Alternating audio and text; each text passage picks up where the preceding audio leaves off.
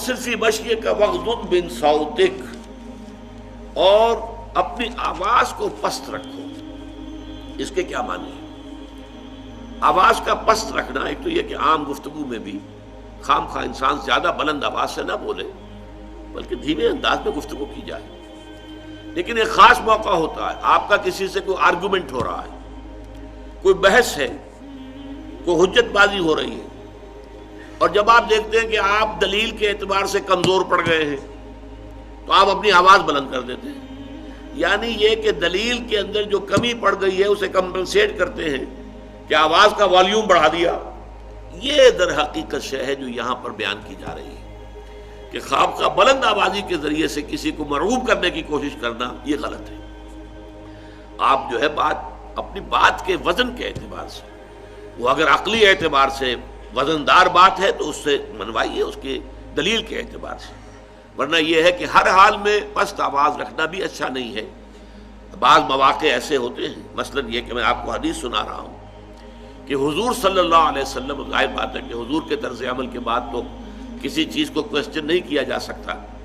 حضور جب خطبہ دیتے تھے، اب آپ کے علم میں ہے کہ دو طرح کے مقررین ہوتے ہیں۔ ایک مقرر وہ ہے جو لیکچرز دے رہے ہوتے ہیں، بڑے دھیمے دھیمے انداز میں بات چل رہی ہے، مربوط ہے، مسلسل۔ ایک ہے جو ذرا جوش کے انداز میں، جسے ہم خطابت کہتے ہیں، اوریشن، اوریٹری۔ ایک ہے لیکچر، ایک ہے اوریٹری۔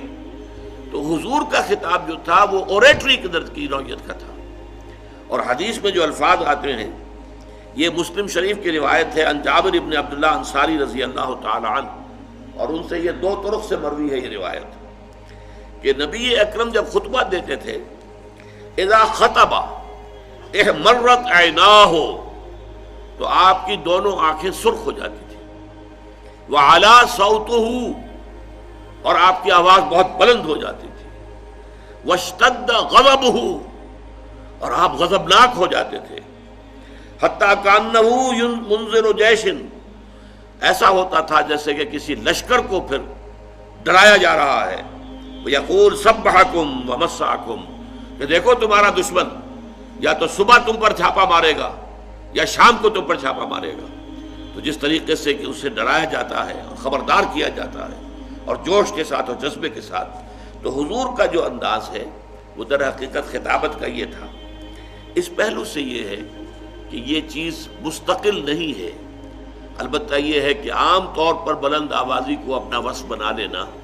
تو اس کے بعد جو فرمایا ان انکر الاصوات لصوت الحمیر، اب یہ بھی دیکھیے قرآن مجید کا ایک خاص انداز ہے۔ اسی رکوع میں ہم نے منکر اور معروف یہ دو اصطلاحیں دیکھی، وامر بالمعروف ونہی عن المنکر، اس منکر سے انکر کا لفظ یہاں آ گیا۔ ان انکر الاصوات لصوت الحمیر، سب سے زیادہ ناپسندیدہ آواز گدھے کی آواز ہے۔ بلند تو بڑی ہوتی ہے، ڈھیچو ڈھیچو جب وہ کرتا ہے، تو لیکن یہ کہ کسی بھی انسان کو وہ اچھی لگتی ہے آواز، کسی کو اچھی نہیں لگتی۔ تو آواز کی محض بلندی جو ہے اس کا حسن نہیں ہے، جہاں بلندی کی ضرورت ہو وہاں پر ہو، لیکن یہ کہ عام طور پر گفتگو میں آواز جو ہے وہ پست رہے، اور یہ ہے کہ انسان گفتگو کرے تو اپنے دلیل پر، اپنے موقف کے عقلی طور پر مضبوط ہونے پر اپنا جو ہے وہ انحصار اور دار و مدار رکھے، نہ کہ آواز کی بلندی پر۔